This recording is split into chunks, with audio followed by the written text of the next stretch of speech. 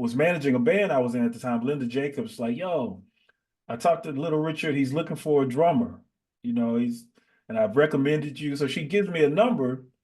I'm thinking I'm finna call a manager or something, but I call and it's actually him. He picks up the phone, like, oh, how you doing, baby? I'm like, yeah, this little Mr. Little Richard.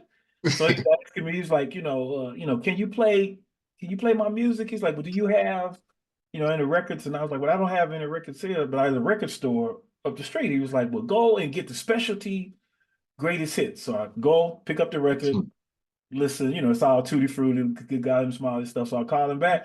I was like, yes, sir, I can play this. He's like, oh, okay, well, you know what? I'm gonna call you back.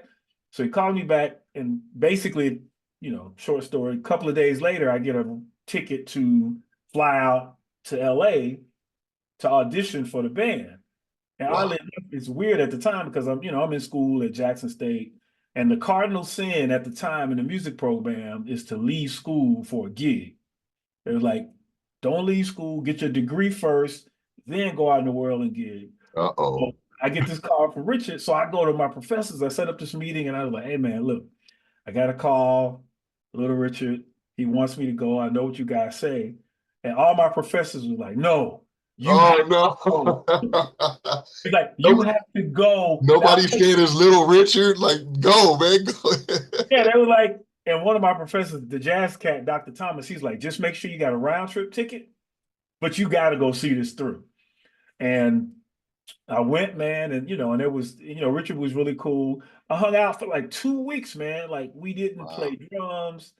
He was living at the Hyatt on Sunset, right across from when House of Blues across the street next to the Comedy Store. Okay.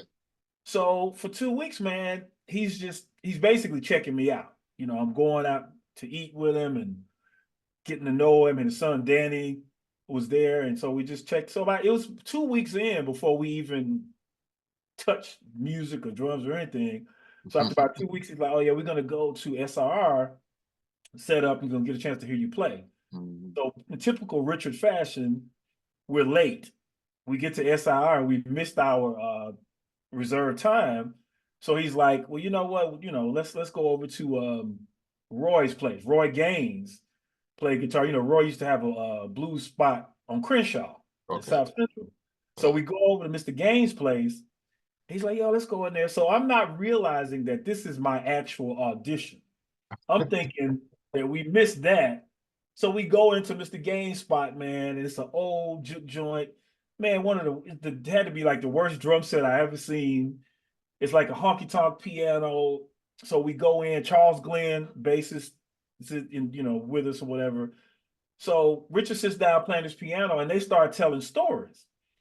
And so we're sitting there, I pull this drum set together, and for like 3 hours, man, they tell stories. And in between the stories, we're playing songs, but we're only playing like blues and old soul stuff. Now I'm not realizing that this is my audition. So I'm totally disarmed and I'm just being myself. And I'm clowning. Oh, yeah, I know we playing. So after about 3 hours, he's like, okay, that's great. Let's go get something to eat. He's like, you got the gig, man. We open for the Temptations next week in Cerritos. And the dude Charles is like, yo, man, go welcome to the band. I'm like, what? What? Wait a minute. What What just just happened? happened?